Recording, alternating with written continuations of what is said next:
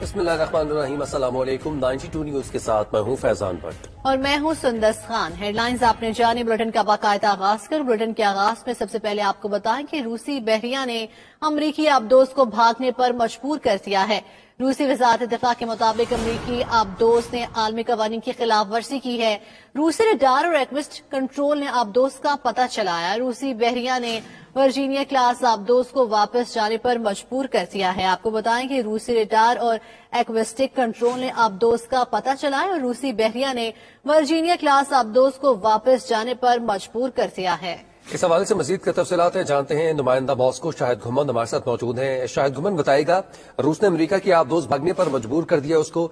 ये चहलकदमी की जा रही थी आबदोज की या फिर जंगी तौर पर कोई इकदाम उठाया जा रहा था?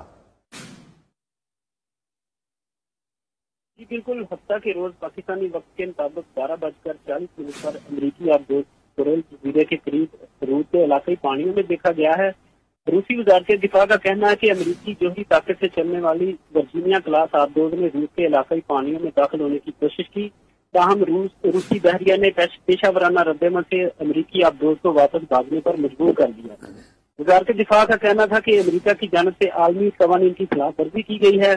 अमरीकी आबदोज ने खुदकार तरीके से चलने वाले सिम्युलेटर का इस्तेमाल करते हुए रूसी हदूद में दाखिल होने की कोशिश की, लेकिन रूसी रडार और एक्विस्टिक कंट्रोल ने इसका पता चला लिया, जिसके बाद अमरीकी आबदोज इंतहाई तेज रफ्तारी से रूसी इलाकाई पानियों से वापस भाग गई।